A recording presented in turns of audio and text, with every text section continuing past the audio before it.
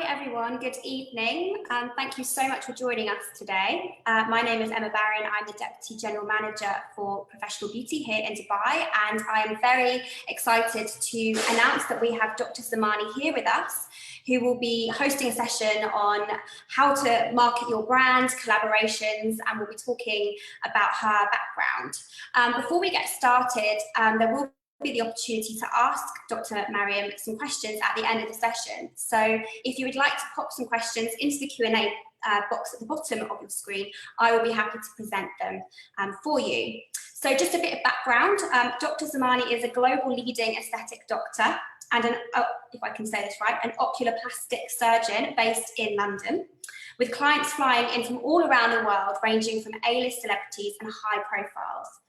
Owing to her vast experience in surgery and skin rejuvenation, Dr. Zamani is known as the eye doctor due to her extensive knowledge and expertise. She is also the creator and founder of MZ Skincare, which is currently in Harvey Nichols in Dubai. She is also the co-founder of the Guinea Pig podcast with Vogue editor at large. So, Dr. Zamani, welcome. And also joining us today is Mary Pratt, the founder of the Caviar Spoon, and also Catherine Moore, the founder of Spa Connectors. So thank you everyone for joining me today. How are you all? Hello. Emma. Thanks. I will love you and leave you, and I'll see you all at the end of the session. Perfect. Thanks, Emma. How are you, Dr. Zamani? Very well. How are you? Nice to see you. It's finally we get to see each other. It's great that Catherine's here. So we've got a. How are you, Catherine? Great, thanks, Mary.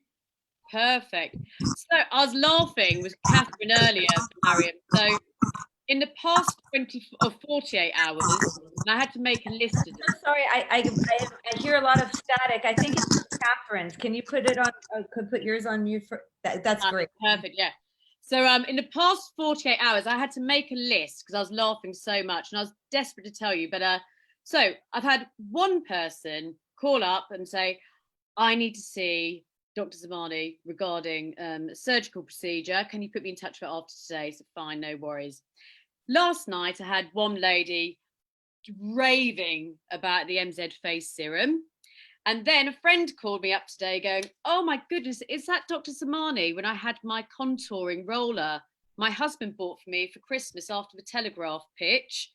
And then someone else listened to your podcast. So this has just been an example of the past 24 to 48 hours. And it's just left me thinking how on earth you've done this, because it's amazing. It's all been a labor of love. A labor of love completely. Because I thought what would be good is with Catherine and I, you know, I look at you and I completely admire what you've done today. You know, I look at your website and I was reading through and what I love is your humility. You know, you've been in surgery all morning, seeing clients. Now you're here with us today. So firstly, thank you with a big heartfelt thank you from both of us. Thank you so much for having me. But I suppose one question which I really wanted to kick off and people have emailed me over the past week is that moment when you went from Dr. Zamani to being the eye doctor and, you know, that moment of crossing over from being someone who's worked so hard to having this A-list client base. What was the moment? What happened? Was it a person, a moment in time you grabbed? And, you know, I've had 5 ladies or 5 clinics actually ask this question. I thought, right, we'll kick it off with this one because it's so important. Well, I think truthfully, it all comes from the fact that I really love what I do. And so I started very part-time. I had 2 small children when I first started working at the Cadogan Clinic. I wanted to stay local. I wanted to be receptive. I'm very available for my patients. So if someone needs to see me, the luxury of being close to my clinic actually makes it such that if someone says, oh my gosh, can you pop in to see me? I'm say, yes, of course I can. It's no problem whatsoever. Or, you know, I'm flying in through London. I'm only here for 24 hours. We find a spot for them.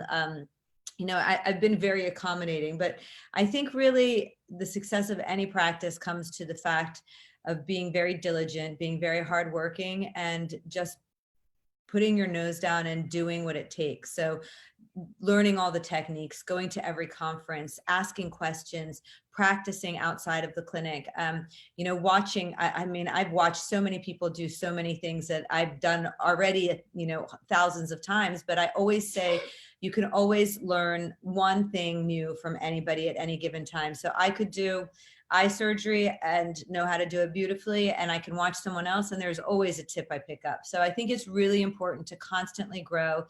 And I'm very fortunate because I love what I do. So I feel for me in my doctor practice, it really took off because I care about what I do. I care about my patients and I'm available. So I think that contact, so patients know that in the unforeseen event, if something happens, they can always contact me at any time. So I think that's been really important. I also had Fiona might be one of the people, so that my podcast partner. So I have some, those moments with my skincare, but for Dr. Maryam, she came in, so she was editor at large at Vogue. I had no idea who she was when she came in. And I had done one of her colleagues who had quite significant dark circles underneath her eyes caused by volume loss. And she came in, didn't tell me that she was very high up in Vogue and was just a nice paying client. And I made her look and feel much better. And the next day she went to work and Fiona said, "What did you do? I want to do what you did." And so she referred her to me. That woman never once ever mentioned to me where she came from. Fiona walks into my office and says, "Look, I'm the editor at large of Vogue, and I want you to do whatever you did to her." And I was like, "But you don't need what I did to her." And I felt that was like the beginning of a relationship with Fiona, and maybe a little bit part of the beauty girls, I guess, because I feel like some people talk a lot and some people hide a lot. And I tend to have patients who come in who do very little, but very natural. And so they're not so closed off to telling people. Sometimes I think when you look like you've had lots of work done, well, no one's going to really ask you because it's kind of obvious that you've had it done, unless you bring it up yourselves. But it's always the understated people that I think work the best. Yeah, very subtle. And what that collaboration, I mean, that I'm a collaboration queen, but that is one killer collaboration. It's been fun. I mean, that came out, that's really a pet project on the side that I think is it's more a labor of love than anything else. There's no financial gain from that whatsoever. But the reason we wanted to create it is there's so much misinformation out there. And I just want people to know that there are options out there for different procedures. And, Fiona is the first one to be like, "Me, I want to do it. And I'm always the one "Oh, but do we know the safety record? Do you know anybody who's done it? What are the risks? What are the benefits? Why do you want to do it?" Not just because it's new, for all the right reasons. So I really wanted to educate people about what they can do and have an expert in that specific field talk about it. And mostly Fiona's the guinea pig. She'll go and she'll try it. So we have it's a fun little it's like a girls chat with another doctor there. And I just think it's really nice and very important to have unbiased information so that if you do decide you want to have a facelift, that at least you think of some of the questions that you might not know of. I think it's really interesting that you've created this, because I was actually thinking about it today, looking at some Facebook groups here in Dubai. There are a lot of groups that have been formed. There's one that has close to 13,000 women that all talk to each other about the best places to go and have their work done, who's the best person to go to, this, that, and the other. And I was thinking about it today because I was reading some of the responses, and it's just general people saying, "Oh, this doctor's the best," or "This doctor's the best," or what have you. And I'm thinking, it's great that they're giving feedback, but they don't actually have any qualifications whatsoever. And they're probably just saying that they're good because, okay, they may have had a great experience or the price was right or what have you. And it's just very subjective. So I think having a blog or a platform like what you guys have created is really sensible to be able to help point people in the right direction, especially seeing that there's so much competition out there now in the way of And also so much bad facts too, you know, like, or people don't ask the right questions. So this was really, the guinea pig was really made so that people ask the right questions when they go in to have a treatment done. I mean, I don't do 99% of the treatments that we talk about, but I just, I find it really, I think education is a really important tool. And I also, while I love influencers and I, you know, follow quite a few myself, sometimes people aren't actually qualified, as you said, to be giving influence on certain topics. And I don't think anything aesthetic, and not all of the treatments we discuss are aesthetic. You know, she had bladder issues, so we talked about bladder. It's about everything. But I think that, like you said, it's all experience. So it's great as in a review system, but not necessarily as an advice system on who might be the best for something. And especially in the UK, I mean, in the US, you don't have this quite as much, but here, I mean, pretty much anybody can do anything. I mean, you can be any kind of doctor. You don't even need to be a doctor. Sometimes you don't even need credentials and you can open up shop. So, you know, as a consumer, unless you're educated about it, you may not know about it. I know about it because this is my world. So I do, of course I do, but many other people, they unfortunately, they don't have that knowledge, and they don't know they don't have the knowledge. It's like, you know, I always say you don't know until you know, essentially. Do you think also, Maryam, in terms of your presence, now I've always spoken, when I've consulted, and with Catherine as well, but consulted with skincare brands and, you know, and brands in general. And I've always said you have to be the primary brand with the company as a secondary brand. So you have to be there so people know Maryam, because if I know Maryam, I'll buy the MZ skincare. I feel as if I know you and the story behind it. Do you think your approach in being so humble and being there for your clients when they're flying in and, you know, collaborating with Fiona and doing the podcast and bringing that awareness has helped strengthen your brand to get your business further in the marketplace? You know, I didn't do it for that reason. So I you know, MZ Skin was, it sort of happened. You know, I wasn't searching for it. I basically had started in 2012. So it's been about 8 years that I started my medical practice at the Cadogan Clinic. I mean, of course, I practiced in the US and I've done multiple fellowships in oculoplastics, and I'd done a lot of research on hyaluronic acid in patients who had lost an eye or had cancer or trauma or anything, and they didn't want to have another surgery. And so we were injecting these new fillers that were coming out on the market as a substitution for another major surgical, you know, treatment that they not necessarily didn't want to have to go through. Then when I started working, I really felt that there was a fusion between the surgical, because I'm trained as a surgeon, from the surgical to the non-surgical. And I started doing injectables, lasers, other treatment modalities in addition to surgery. And I always loved skincare. So funny enough, I just had like my 25th high school reunion or something. And we were, or maybe more now, sorry. And we were talking, and people were saying, oh, I remember you used to talk about cellulite cream and, like, you know, your mom's Lancome that she would get you. And I totally, now that I was reminded of it, I remember that. But I've always been a skincare junkie in the sense that I think that there's a ritual aspect to it. So for me, skincare was like the thing that I did for myself every night from the age of 15, 16, when my mother gave me, I'll never forget, it was a Lancome tinted moisturizer.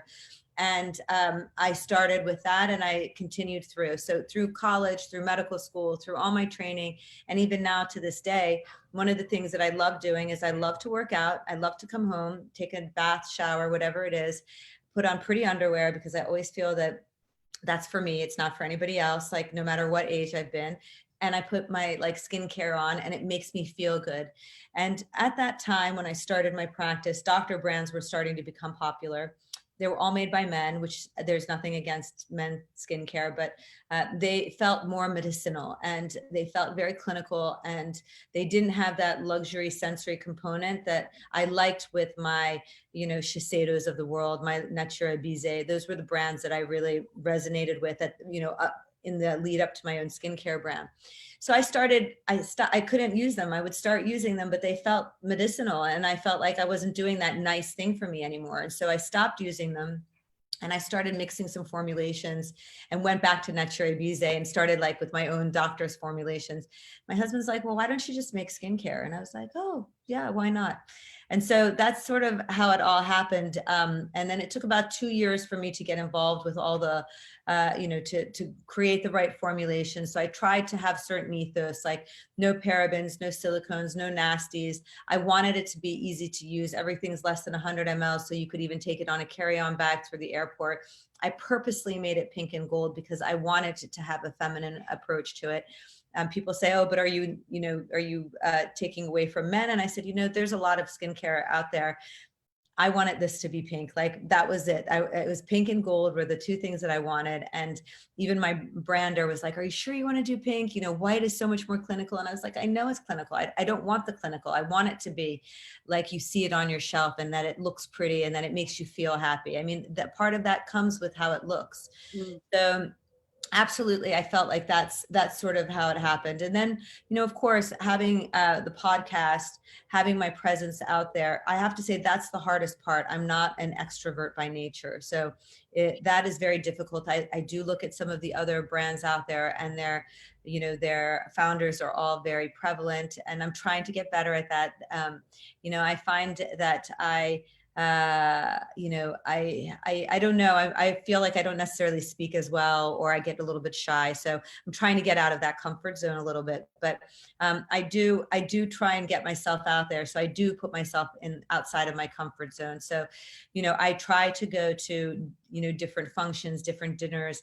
I always end up meeting someone really interesting, regardless of whether it has something to do with work. But, you never know. I meet somebody and then the next time I meet somebody else through that person, and lo and behold, I don't know, the buyer for some big, market somewhere else. So you never know who's going to drop in on your doorstep. And so I have a very open mind, and I always have fun once I've done it.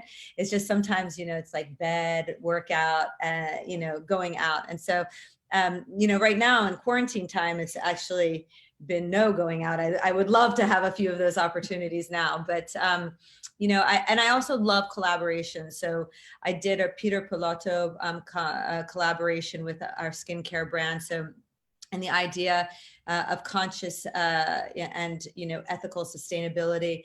My brand is very conscious, so I'm not fruity tooty. I have a lot of active ingredients in my skincare brand, and it's done on purpose because I want things that are going to work for your skincare. But again, I've left out all the bad things so that it's conscious. So if I have a retinol, it's there for a reason. If I have a vitamin, it's there for a reason. And so we did this collaboration with all of the old prints of Peter Pilotto, and we made like makeup bags out of them. So it's stuff that would have been thrown away normally. We made a really nice bag, and they're not all the same. So we had like 10 different fabrics. So it was fun.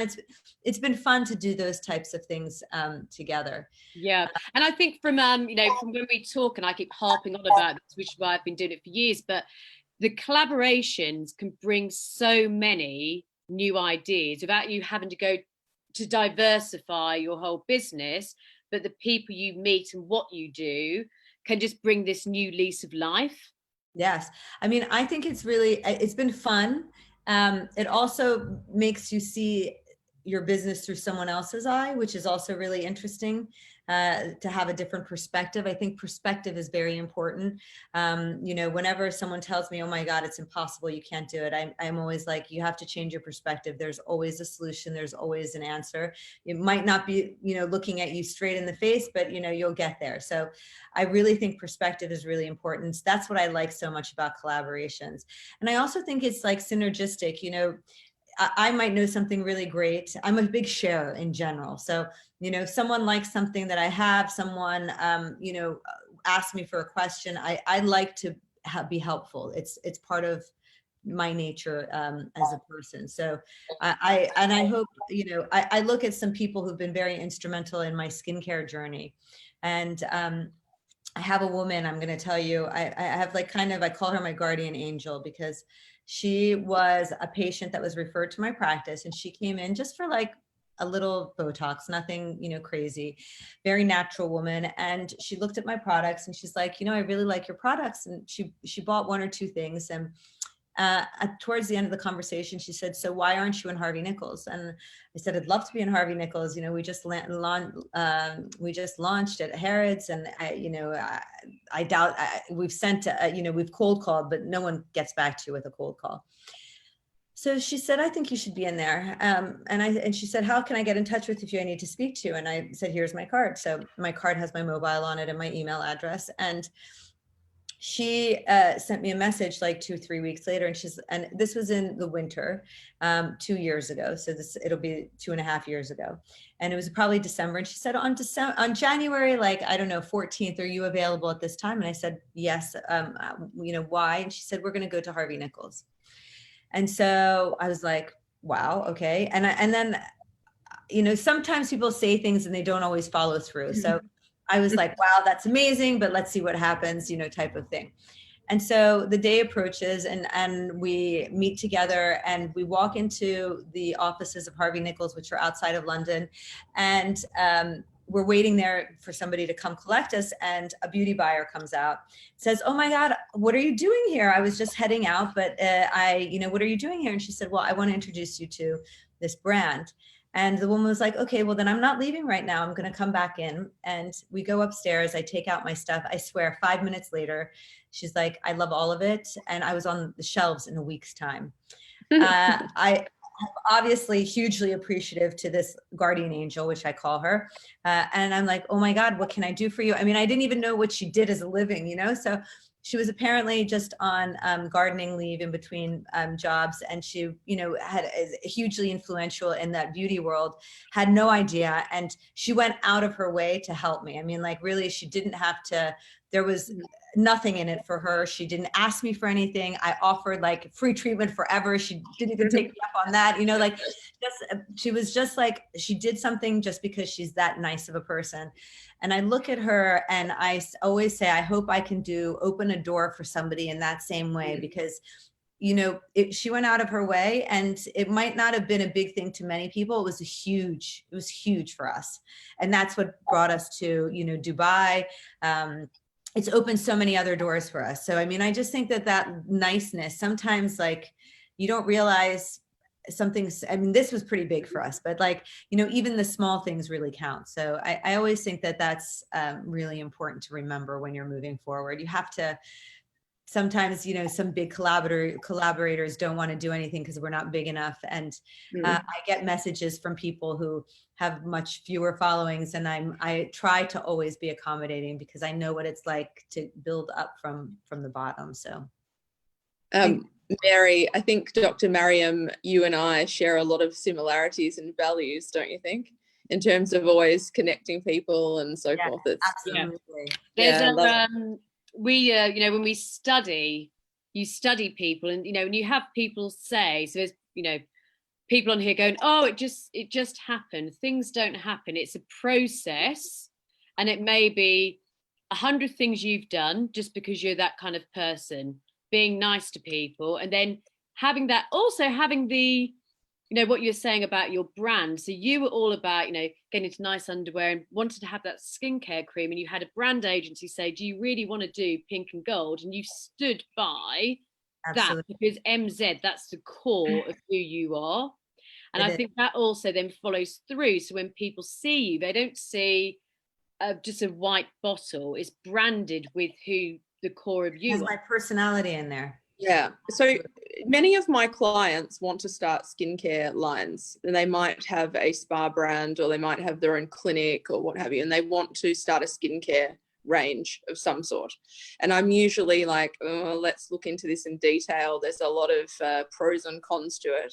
Obviously, it's worked well for you, but are there some challenges that you can share with the audience? Because there's always a challenge. So, I mean, if you had told me that I would be in like 40 retailers around the world, in 3 years' time, I wouldn't believe you. I don't know. I didn't go in this properly with a plan, so I didn't know what I was going to expect. So I kind of went into it and I thought, oh, I'll sell it. And then I happened to meet, the beauty buyer for Harrods, and she loved the idea because I was a female woman. This is a UK-based brand, and she launched us, exclusively for 6 months at Harrods, which is the dream. I mean, I really got lucky on that part.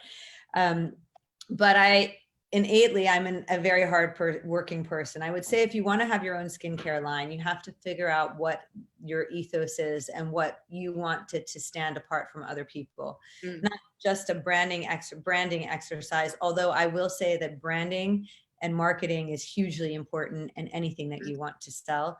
That's where it's been my biggest struggle, because I'm not a seller by nature. So that having a partner perhaps who has that selling part would be really a great, partnership, basically. And then I think the efficacy part of it is key, right?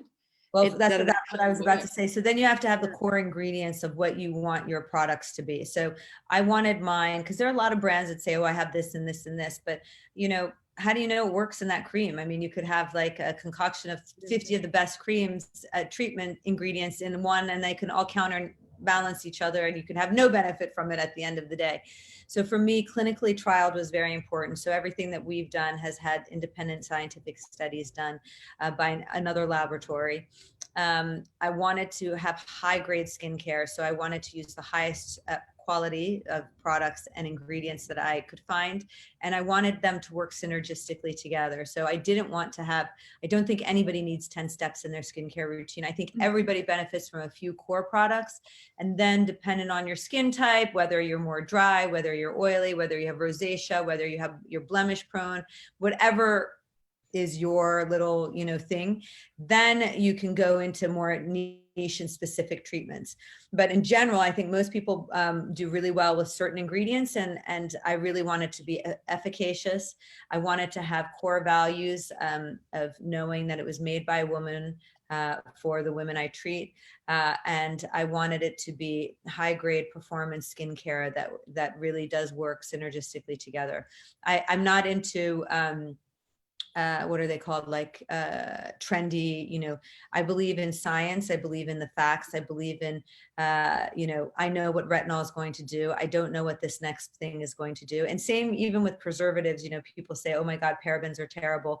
Well, they've been replaced with some other things, but do we know? I mean, do we really know? It took 40 years for us to realize that parabens were not good for us. Who's not to say that in 40 years, whatever we're using right now as an alternative. And I also don't necessarily believe, I have a real problem with clean beauty, because it's not at all licensed, and no one polices that at all. So you can put whatever you want on your product, clean, organic. It doesn't actually mean anything, which is really frustrating too. They did a study off topic with not skincare. They went into Whole Foods. They saw that California vegetables were frozen from China. Just like it says California organic vegetables, and it's just a name. So, you could name it whatever you want it to be, but it had nothing to do with California, and China has organic, regimens, period, whatsoever. So, there's a lot of crafty people out there, saying something when it's not happening. So again, it's all about that knowledge base and really educating even my consumer on why I used retinol, or why I'm using encapsulated vitamin C, or what azelaic acid does. So I that's where I get my vocation, and I love it, and I have so much fun doing it. And that first day when I walked into Harrods, not knowing that Harrods is 6 floors underground, when you want to deliver something, I had my bags, and they had just minted MZ Skin on their shelf. And the store was empty, and I had to go underneath at the tunnels. I'm in high heels. What a crazy idea. I should have been in my trainers. I should have had help. And I'm walking in, I felt like Cinderella. There I had 3 shelves in like this enormous, store. And I just felt like, oh my God, I can't believe this. I really felt like Cinderella. I was like, when is the time going to turn to midnight, and I have to run back, and take all my stuff with me. But, it's those moments that make you go through the hard, because there's always hard. We had coronavirus, COVID-19, all 80% of our retailers worldwide were shut. People are scared, people are ill, they have anxiety, uncertainty everywhere, people losing jobs. I mean, like furlough, we just didn't know, and we still don't know what the long-term repercussions. I mean, I think they're going to be pretty grim for a while, personally. But, now I have a team of people. I feel responsible for them. I was, just going into emergency mode and saying, look, we got to do this and this and this so that, you know, we can come out stronger. And I think we will. I mean, touch wood, as I just did. I do think that we'll come out stronger, but it's never smooth sailing. As soon as you think like, oh, I think I'm getting the hang of it, it's We've like made it. else, Yeah, like something goes else into the wheel, and you're like, oh, what about Brexit? I mean, like, it's just, it's never ending. So I just say, take each win as you get it, pat yourself on the shoulder, pat your team on the shoulder, and, you know that there'll be something else looming in the background somewhere for at some point for you, you know, another challenge, which again, you'll get through. Everybody has growing pains. Yeah. Maryam, if you rewound a few years, so before you saw Fiona and you're doing your thing, is there one piece of advice you'd give yourself a few years ago, like a learning? You know, I look back now and think, my goodness, I'd tell myself X. But is there anything you look back and think? You know, I think I've been really fortunate. I really have loved my process. I think sometimes I take too much on, and I do wish, I think COVID has showed me that, is that I don't need to be the yes person all the time. And it's okay if I don't get things done immediately, when, you know, like, it's okay if it takes an extra day or two. I don't need to do it at midnight or 1 o'clock in the morning. So I think that would be something that would be very important. And then I think I'm very lucky because I have the mentality of glass half full. So I try to look at the good in any situation, because the bad can always get you really down. And there are already so many different things that can get you down anyway, that it's just, you have to look for the positive, because I do truthfully think that positivity breeds positivity and negativity breeds negativity. So if you want it to happen, you know, there's always room for one more. So if you have a client who really wants to make a skincare brand, you know, one advice I had gotten when I was about to start like working as a doctor, I wanted to stay in DC, and people said, oh my God, it's so saturated. You're never going to be able to make it here, you know, blah, blah, blah. I remember one doctor said, you know, Maryam, it's true, it's saturated, but there's always room for one more. It might take you an extra year or two to get to where you want to be, but you'll get there in the end. So if this is where you want to be, then you stick here and you do what you want to do. And I truly believe that in anything. So if you have a passion for whatever it might be, you know, just stick to your guns and say, you know, don't look at everybody else, because you never know what someone else's path is like, and what you see on social media and what you see presented to you, it's all part of like something bigger. And, you know, your story is not going to be the same as my story, and is not going to, you know, so I just think you have to just do your own thing. Obviously pay attention to what's going around you, but don't get focused on it, because I really do think everybody has their own journey, and there's no right answer for any of them. Yeah. But looking back, I think I've been really fortunate. I wonder sometimes if I should have taken outside investment. So maybe, you know, like, that's when I look at other people and see how quickly they grow. But at the same time, I also take a great amount of joy in saying, you know, I kind of did this all on my own. Yeah. Yeah. I was going to ask the question that we keep seeing, well, there are a few prominent women like yourself that are building profiles in your space, not necessarily creating skincare lines, what have you, but really creating strong branding. Did someone come to you and say, you need to position yourself like this, or you need to start having a website like this, or being in this right place, or seeing these right people, or what have you? I'm constantly told that I need to be out and about more. So I need to market myself more and be, you know, at the shows and be very much in front of people, like socially. And even if I were doing that, which I am actually fairly social. I mean, I have an active social life with my husband, and like we go out quite a bit, but I don't like to bring my friends or people that I know into that. I'm not selling a lifestyle. I'm selling cream for the skin. And I think that that's sort of different, but I have many people who tell me that. And at the same time, while I respect the people who do it, because obviously it works, at the same time, it's not true to my identity. So, you know, imagine it's your like authenticity or your humility that attracts people. and makes people want to come back and have either services or use your product? Well, that's just me. So I can't, I mean, I just can't. It would be, if someone did it on their own, I'd be very pleased and happy. But for me to go out and do it, I wouldn't be able to do it. Yeah. And that's why you are Dr. Maryam Zamani. You are amazing. And we've literally got like 3 or 4 minutes left. But I have a couple of questions, if it's okay, Maryam, just to go through. So one person said, you know, what does the future look like for Dr. Maryam Zamani? What's the pipeline look like? Is there anything we need to keep an eye out for? So I think there's going to be a big surge already. There is in-home treatments. So those are going to continue to be huge.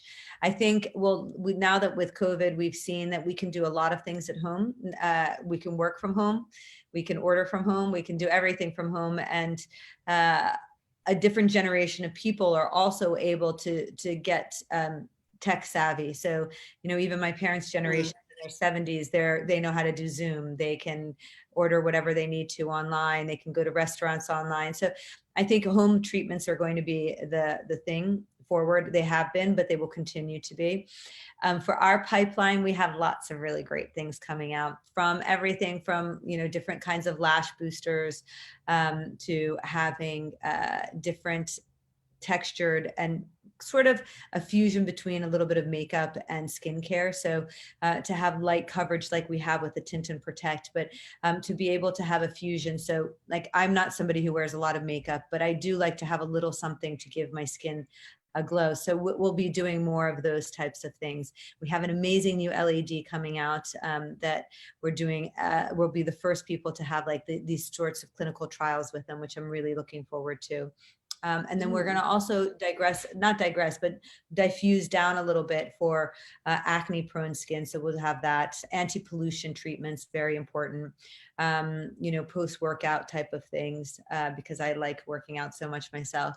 So, you know, those are all the pipeline. We're like pipeline for the next 3 years, I think, and everything. I'm just like, I wish I could bring it out tomorrow. But again, as I said, my ethos isn't that you need like 10 different layers of skincare. It's really just a few different products that work really well together.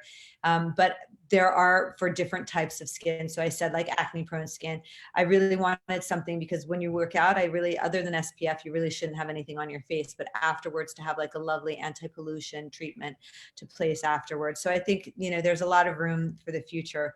And I think prevention is always key. So reveal, enhance, and protect your skin. Cleanse well, put really great ingredients to enhance the skin and protect it as much as you can with antioxidants and SPF. Perfect. And someone just asked, what's your hero product? So the one, your fave product out of all of the, I think there's good question. The products earlier. Which one is the one? I love them so much. But the thing that I would say for me the most, so I suffer a lot from pigmentation. So anything that hides pigmentation is really important. So the retinol and vitamin C, Brighten and Perfect, are my 2 things that I can't live without. But my hero product is really my Replenish and Restore, because that is a placenta and stem cell based treatment. And as I said, I have dry skin, and it's as if it's giving me water and maintaining hydration in my skin. So I really love this product so much. So no matter what I use, I always have that on in the evening. And the last one, what would you like to be remembered for? What's your legacy? I have different ones now. So one thing that my daughter said a few years ago, so I have 2 children, they're 11 and 9. And my daughter's teacher came to me one day and she said, you know, we went around the room and we asked everybody, this is when I first launched, so it's about 3 years ago, she was 6 years old, and said, what do you want to do when you grow up? And my daughter said, I want to take MZ Skin around the world. So that for me was like, I mean, I couldn't have been happier. So I just would like to, I haven't thought about it really. I'd like to be remembered as somebody who just had integrity. So I think integrity is really important. So had a really good product, was successful because of that, and sort of help people along the way. So I'd really you know, I'd like to be able to be that person, like my guardian angel was to me, to more than one person. And, you know, I even tell my team, I love my team. I have a great team, and I've surrounded myself with good people. And I always say, you know, I would never want any one of them to leave, but if they did, I would want them to soar. So I want to be that advocate for other women, whatever their goal is, you know. So I know that this was my dream, and everybody, if they have their own or not, they should just pursue it. And if I can play a good role in that, that's amazing. But legacy wise, for that, I would love to have my kids just be proud that like I created this by myself. Oh, Maryam, Amazing. Thank you so much much. for We're gonna having have to call it a day. But what we're going to do is get some more questions, and we'll see if we can ask you a few after this, just to, you know, everyone's been thinking stuff over. And thank you very much for anyone who's been watching. And thank you, Maryam. You're an absolute inspiration, and the reason why you are successful is just by being you. It's obvious. You. Thank you so much. Thank you. All right, take care. We'll speak soon. Bye. Thanks, Thank everyone. you. Bye. Bye.